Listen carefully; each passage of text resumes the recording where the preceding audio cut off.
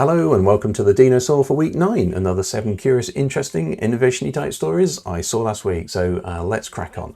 First one is from Alibaba. Yes, the shopping people. They have a research arm and they have announced Emote Portrait Alive. It's just a research paper at the moment, but it does that thing you've already seen, which is taking a static image with some audio and then animating it automatically. So if I'm just quiet just for 2 seconds.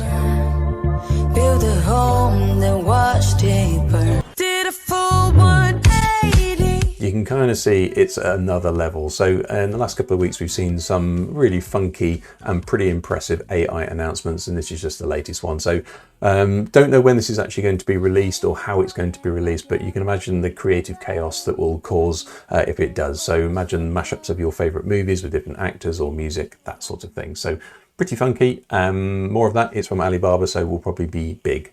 This is from Niantic, yes, Pokemon Go people, and they have the 8th wall. You can go and have a look at all the stuff that they do with campaigns, but this 3D portal with trainers popping through just caught my eye because it's using QR codes that are AI generated to also use the campaign imagery as well. So if you squint enough, you can kind of see like a training shoe on fire and all that sort of good stuff. So you can imagine in the future where static posters, maybe paper and paste posters or magazine articles, if magazines exist, will be kind of QR codes that also look like the imagery itself. And then you can have this really funky QR code 3D portal experience. If you want to pause the video right now, point your camera at that. It's all web-based. You don't need to actually download any mobile phone apps or anything. So give it a go right now. Lenovo unveiled this transparent screen laptop. No plans to actually release it. It's just a bit of a PR thing.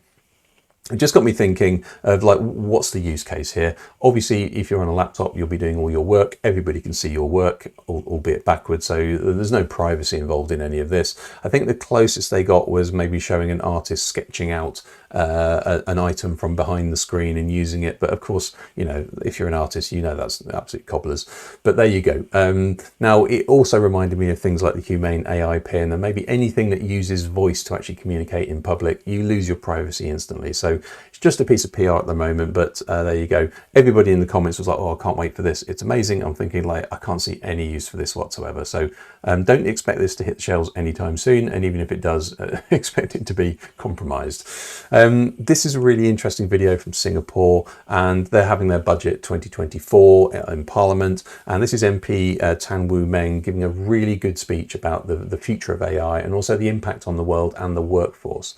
Basically saying that if you're over 40, you should not be left behind. In fact, you've got something to add to this world. Everybody has. So they have a future skills or skills future program that will pay you about 50% of your basic income and also give you a grant to go to university and learn about these skills. So not leaving the 40 plus old people, quote unquote, behind. Now, this is something that you might see in Germany at the moment. There is an equivalent of this, but I can't imagine this actually happening in the UK, or at least an MP standing up and making such a sage talk about AI and also about how it impacts and folding in all of society as well. So well done to Singapore. I wish the rest of the world would follow you on that one. So let's see how that one goes. Roblox announced this last November, but now you get video ads. So this billboard, quote unquote, in Roblox now has videos on it. This actually came via Nina Kramer on LinkedIn, link down below, etc. And this is for the Tiger's Apprentice on Paramount Plus. And it's pretty much just a billboard. Now, obviously, that's putting squares of video is a relatively crude way of advertising in the metaverse. However, there are some rules which I'll put up below. No idea why the second one is pink, but there you go. You need to basically be seeing it relatively big and a relatively good angle, and you need to have seen enough of it, that sort of thing, to actually generate an ad impression. But other than that, there you go. It won't be shown to anybody under 13 years old either, so you won't be targeted with video ads at that point. So if you are in the world of advertising to anybody, by the way, Roblox is not just for children. It is a hugely sort of pan-age platform. I don't know why I said that, but there you go. Give it a go if that's interesting.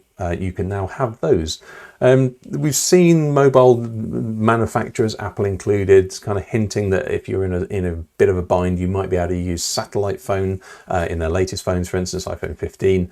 Then Thuraya saying it is one of the core parts of their phone. So you have a little switch. You can either use GSM or you can use satellite. So if you just go out of maybe 5G or even 6G, I guess in the future, and you don't get your connectivity, you can swap to a satellite. And they have lots of partners all the way around the world in 170 countries. So there you go. So it'll be available apparently Q3. The actual specs are relatively underwhelming, but it uses Android 14. It has cameras and has an OLED screen and things like that. So this is kind of the first one where it's actually for calls and texting as well. So that might be where the first type of phone we're seeing where the dual form factor of satellite for actual calls and messages.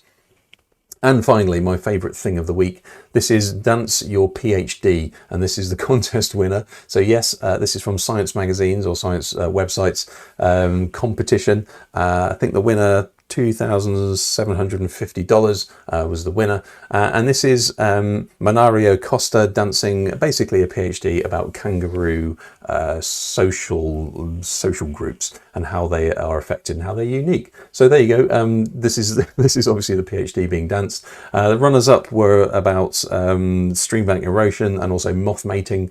So those are also worth a look. But turns out that Manario was also in the music business before he actually moved to kangaroo diverse behaviours. There you go. And that does exist. I thoroughly approve of that. Kind of bizarre, bonkers video, but there you go.